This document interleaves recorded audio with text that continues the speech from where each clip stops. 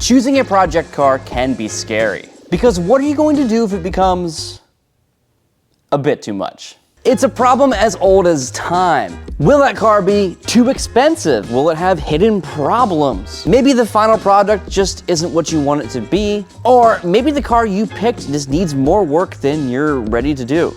But don't worry, we'll help you figure out how to pick that correct project car that you will not regret. Hopefully. You see, we've been building custom cars for many, many years, which means that we have experience in project cars that went really well and other project cars that weren't exactly what we wanted them to be. We've also been doing YouTube for some time now as well, so that means we get a lot of experience with custom cars because it's what we do every single day for you guys to watch. So we've had a lot of experience in figuring out what's a good starting point for our end goal with a custom car build.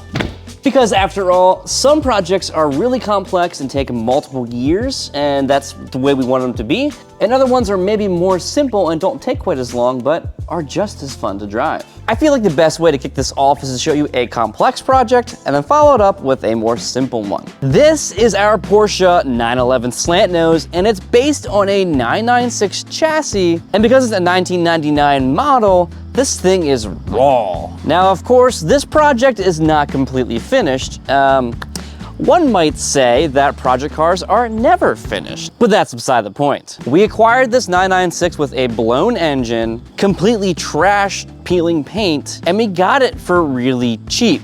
Tony had a goal in mind that he wanted to redo the slant nose in a modern form, and this was, I don't know, 10 plus years ago probably that he acquired this car. And subsequently, it became the car that I learned how to shape metal on. See, this car, we completely redid the bodywork on it. I made custom quarter panels, custom rockers, handmade fenders for it. We did custom front and rear bumpers, a rear diffuser, and of course the custom paint, which was very polarizing online. But we didn't stop there. It wasn't just bodywork.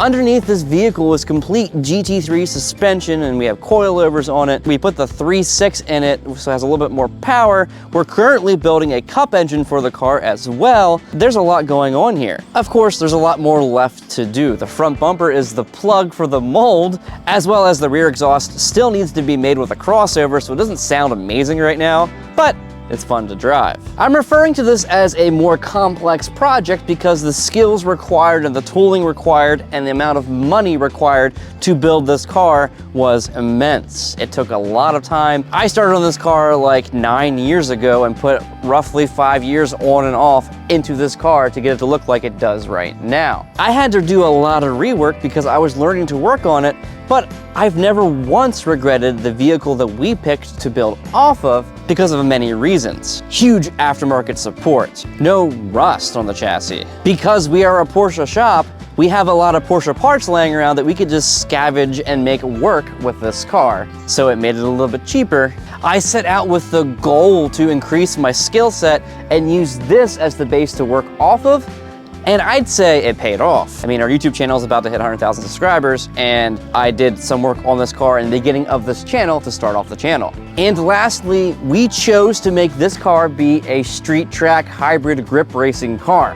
And that's what it is. It met the expectations of what we wanted, and we wanted it to be completely to our own design, meaning that sure, some design choices may have been polarizing, but I love this thing. Whenever I drive this car, I feel so good, and it turns a lot of heads. So if you're into that too, which I don't care so much about that, but it does that too. But ultimately, we ended up with a car we can get in, turn the key, and drive anytime we want. In fact, I drove it over 2 hours yesterday just for fun. However, let's talk about a less complex project that's a little bit less overwhelming.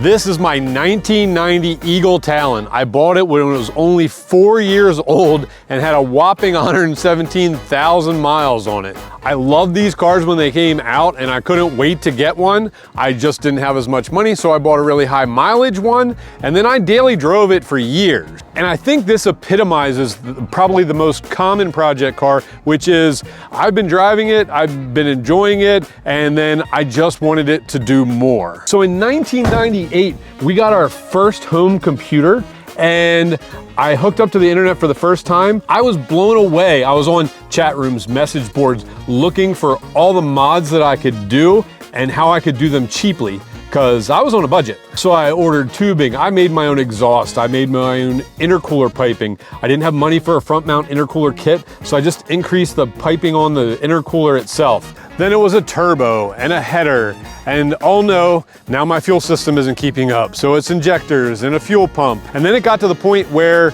I needed to rebuild the engine. So I went 9-to-1 pistons, got rid of balance shafts. That is controversial now, but it seemed like a good idea at the time. And the engine rebuild really put me on a path where I was deciding what I wanted to do with the car. I decided I wanted to autocross it, so that's why the higher compression pistons, the smaller turbo. I wanted it to come out of the corners really hard. That got me on the path of suspension. Some of it was easy bolt-on stuff, lowering springs and shocks, but with the lowering springs, now my alignment isn't right, so I started modifying control arms. The biggest difference I made in the handling on this car, the rear dynamic toe link. It was a simple rubber bushing. You replaced it with a spherical bearing and it transformed the way the car handled. And as a project, it was very successful. It was very sorted. I was running street mod at the time in the SCCA, and locally that was the most popular class. I did well in it, but the paint was terrible, and we eventually got that taken care of too. So really, this is the perfect example of a project car with no regrets. I started with the right platform. I made the right modifications for the use that I wanted the car for. I got to drive it and enjoy it the entire time. But that's enough about our projects. It's time to get you into your next big project. So we hopped onto a plane and headed down south to good old Jasper, Alabama to meet up with our friends at Hagerty Marketplace. This collection of cars is what's known as the Generous Collection. Hundreds upon hundreds of cars that are up for auction on Hagerty Marketplace. Foreign cars, domestic cars, downright interesting cars, and cars that you'd expect from Alabama. Here's a little background on these cars.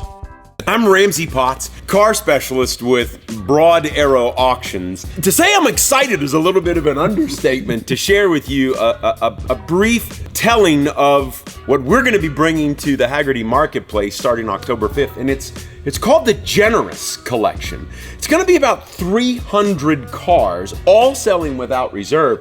It's going to be one of the largest automotive online auctions in history, but it's also about the individual that has amassed this. He actually has over 1,400 cars. 1,400 cars. We're going to bring 300 of them to auction this fall, more in the spring, and then more after that. This particular gentleman, about 30 years ago, started with a passion for Cadillacs, and he intended to get one from every year that he was alive. He's in his mid-60s now, but it ended up becoming where this particular gentleman, he's a very generous man. And within the community where we are, Coleman, Alabama is where we are today, word got out that he was collecting cars. He has a very big business, over 3,000 employees, and some of the employees, people in his community, there were needs. He has like a dozen church vans because the churches needed to sell the vans, and he was the man you would come to. But if you had a car you needed to sell, he would be willing to buy that car from you. So what started out as maybe 50 or 60 Cadillacs ended up becoming over 1,400 cars of just about every variety, style, kind, quality. Here we are in a dune buggy next to a 50s Cadillac. It's a little bit like an orphanage. That's an extremely good use of the word. A home for wayward automobiles. The size of the collection is generous. The proprietor of this collection is a very generous man. He's offering to the world essentially all of it without reserve this October. What's better than a car guy who's generous and tries to help his community? Yeah, no, truly. Now, gentlemen, if you want to know more about this car, you have to look up Paul Newman. Paul Newman drove one everywhere in his Cape Cod home or his resort. I don't know the exact story, but it was Paul Newman that ultimately sort of gave this car its fame, so to speak. They're essentially, America's answer to what the Austin Healys were, what the small cars were. And one of the interesting facts about the car is that the driver and passenger side door are the same, and all you have to do is move the handle and you can put the door Really? on either side. That's the coolest thing I've ever heard about a car. That is so cool. You're right. The handle's you can just flip it. Yeah, they can basically. I have a goal in life. I talk about this all the time with you, Teddy. that I want to be able to open any car hood without having to think about it. That would truly be. Yeah, I'm not sure you're going to accomplish that goal. I'm sorry. Don't put me down, Tony. Look at that little guy. Yeah. So that is Austin Healey, our BMC engine. Cool. That is not the correct carburetor intake. It's still little though. Yeah. I mean, the car's little, but Yeah.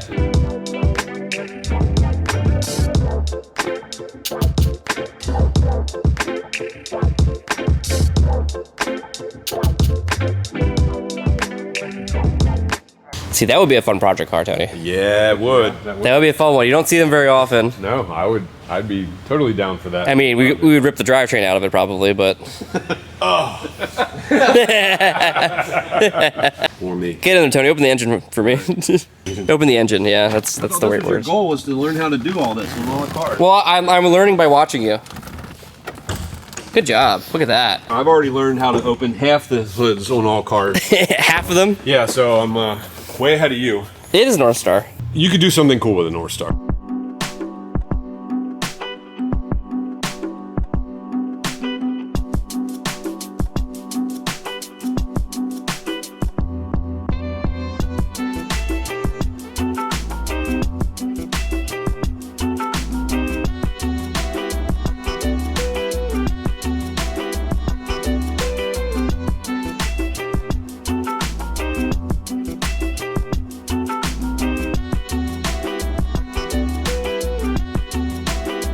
Another family car we had was the Datsun 240Z. Family of 5 in a 2-seater. Not 2+2, mind you. In a 2-seater. And this was our family car. It was brown for a season. We went camping. We're all camping. You were raised right. Yes, in right. that Yes, case. sir. I remember my Your dad. family had its priorities in order. I remember my dad setting up a tent in the rain in our headlights while the kids just sat in the back wondering how bad of a mood Dad was going to be in by the time it was all done.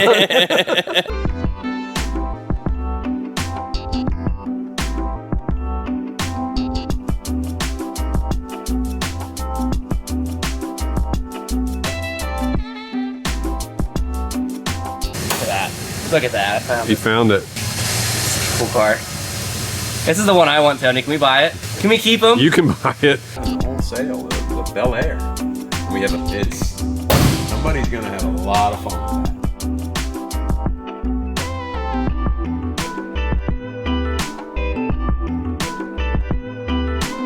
This collection is just like, this particular garage is just full of memories for me. From the MG, I remember my dad restoring an MG for a guy. The Monte Carlo right beside it, like I rode around with my best friend for miles on that. It was his stepdad. The Datsun 240Z. I learned to drive stick in a Toyota pickup truck. A turbo one? No, it was not a turbo one, unfortunately. Cars are, I mean, the reason we love them is because of the emotion that's attached to it. And there was just a lot of that in this room just because there were so many different cars. And I've been around for a while. And so, like, it just hit a lot of different spots in my memories. That's really cool. This is truly like a little a hall of memories Yeah. for you. Yeah. My first car was an MGB. And I also, not only do we have Pennsylvania as our roots incumbent, but I learned to drive on a Toyota pickup. Not nearly as nice as that one. No. Probably not as nice as the one that you learned on. I'm sorry. Yeah, the paint looked like the one on this white wagon. Here, Our actually. wagon? Yeah, Yeah. it was flat and white. Not quite as many layers. But. You know what I learned to drive on? A Ford Probe. Not a vehicle we don't have. In the sale. It was a manual 4-cylinder Ford Probe at that. Oh. Tony, look, it's another carbon gear we can abuse.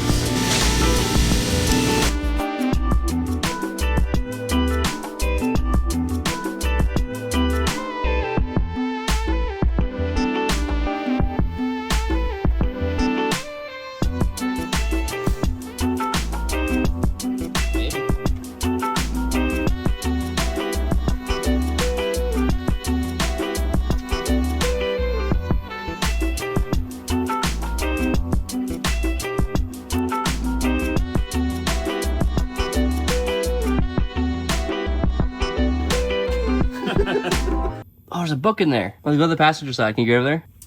Laugh Comics Digest.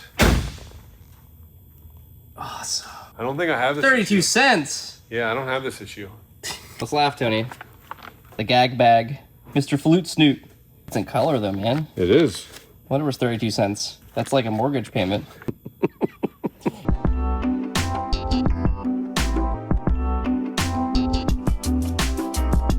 Careful, Tony, careful. Always. How do you open it? Oh no, that's your job.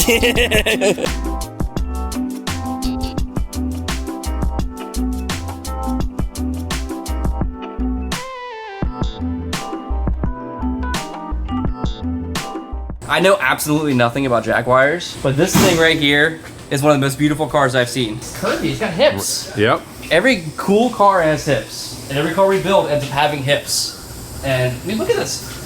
The wheel is covered. We need to build a car that has. Actually, you're right. We need to do that like, sometime. Like the 356 Speeds, like the Speedsters they Yep, have. yep, yep. I want to do that.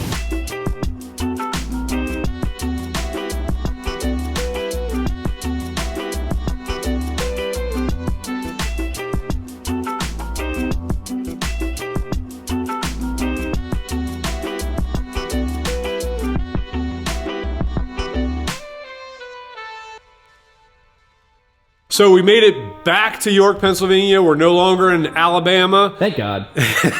But there was a ton of cars there that are going up for auction. You'll find them on Hagerty Marketplace. They'll all be under the Generous Collection. So anything you saw, you'll be able to find if you search Generous Collection. You can find all that and more in the link down below. There were so many cool cars there. I kind of want to buy a couple more projects. I'm not sure that I should really do that, but who knows what will happen. But if you're looking for your project car, chances are you can find what you need out of that collection. There are cars with less than 10,000 miles, so a lot fewer surprises to be found there. There are cars that will represent projects for anyone of any skill set within that collection. There were a whole bunch of cars that have lots of aftermarket support, very popular cars that were popular when they came out and also popular now to modify, which means you'll be able to buy what you need for your project. And being an auction, who knows what you'll be able to get one of those cars for.